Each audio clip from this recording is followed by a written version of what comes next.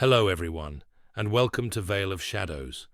I know many of you use these videos to relax and drift off to sleep, so before you let your mind wander into the world of dreams, I'd love if you could take a moment to leave a comment letting me know where you're listening from. It's always fascinating to hear from listeners all around the world, and don't forget to like and subscribe if you haven't already. It really helps the channel grow and allows me to bring you more spine-chilling stories. The Whispers Beneath the Floorboards. Anna had always found solace in the quiet, the peace that only a secluded house could offer. So when her grandmother passed away and left her the old family home at the edge of a forgotten town, she felt it was the perfect opportunity to get away from the chaos of her busy life. A chance to relax, a chance to breathe. Little did she know that the house, with its crumbling walls and ancient floorboards, held secrets buried beneath its dusty surface, secrets that were waiting for her to uncover. The rain began to pour heavily as Anna arrived, the storm outside adding a dramatic touch to the evening. As she walked up the worn path, she couldn't help but feel a chill run down her spine.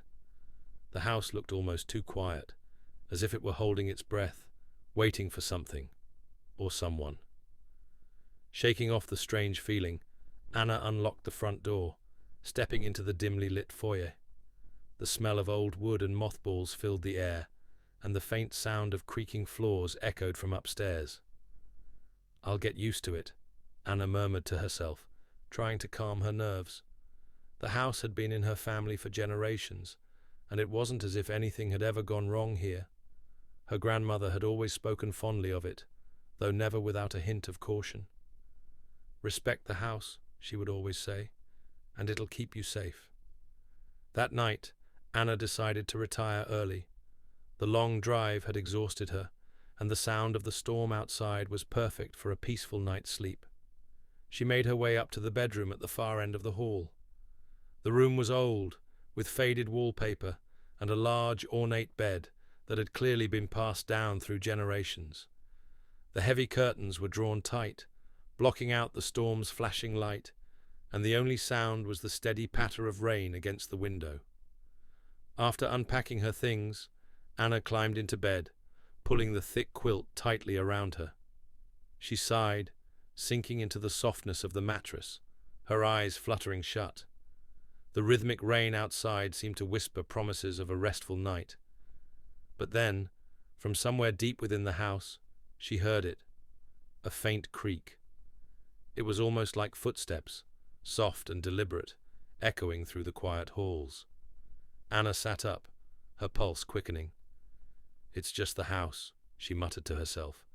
"Old houses settle. No need to panic." But the creaking didn't stop. It came again, closer this time, followed by the unmistakable sound of something, or someone, scraping against the floorboards. It was a low, dragging noise, like nails being dragged slowly across wood. Anna's heart pounded in her chest, her breath becoming shallow as the sound grew louder. The air in the room suddenly felt thick, as if the house itself were pressing in on her. She slid out of bed, her feet cold against the wooden floor, and made her way to the door. The hallway outside was dark, save for the dim light that filtered in from the window. There was no one there. She could see the shadows cast by the rain outside, but nothing moved. The house felt unnaturally still. "Maybe I'm just imagining it," she whispered to herself, trying to shake the unease settling in her stomach. But then it came again. The scraping. It was coming from beneath the floorboards. Anna's heart skipped a beat. Her legs felt like lead as she stumbled back toward the bed, her eyes locked on the floor, where the sound seemed to be emanating from. The scraping was growing louder, more frantic, like something was trying to claw its way up through the wood. Her body froze in place, a sick feeling rising in her throat. Something wasn't right. And then, in the silence that followed, she heard it, a soft whisper, barely audible, but unmistakable. "Anna." The voice was low, breathy, and the chill in the air grew colder with each passing second. She wasn't sure if it was the wind or something else, but she could have sworn the voice called her name again. Only this time, it was closer. Much closer.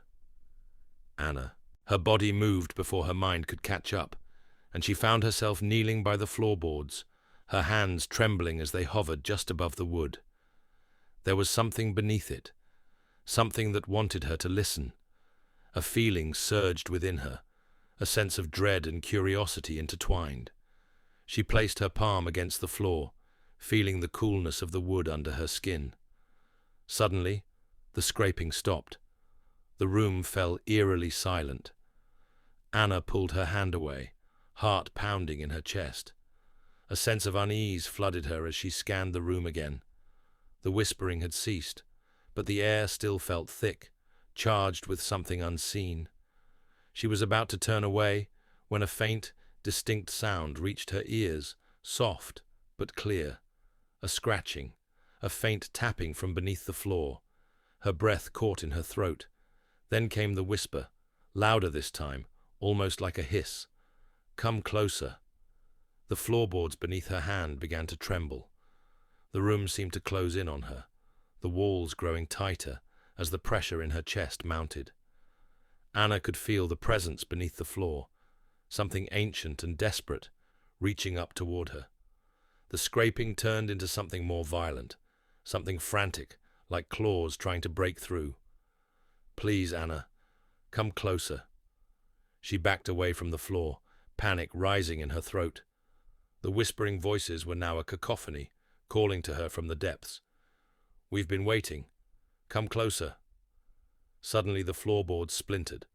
A cold, skeletal hand shot up from beneath the wood, its long, bony fingers clawing at the air. The skin was pale and decayed, covered in something dark and viscous. The hand reached for her, the fingers twitching like they had a life of their own. Anna screamed, stumbling back from the bed. But the room was not the sanctuary she had hoped for. The shadows in the corners seemed to move, shifting as if alive. The whispers grew louder, filling the room, circling around her, suffocating her. Without thinking, she bolted from the room, running down the hallway toward the staircase. The floor creaked beneath her, the whispers following her every step. She reached the top of the stairs when a cold, clammy hand grabbed her ankle. She screamed, kicking her legs, but the hand held fast, pulling her toward the darkness of the lower floor. The scraping sound now echoed through the entire house, and the whispers, those voices, seemed to come from every direction, surrounding her, closing in. "Join us, Anna." The last thing she saw before everything went black was the pale, hollow eyes of the thing beneath the floor, its face twisted in a grotesque, silent scream. Moral: some places hold their secrets deep beneath the surface, and sometimes those secrets are waiting for you to find them.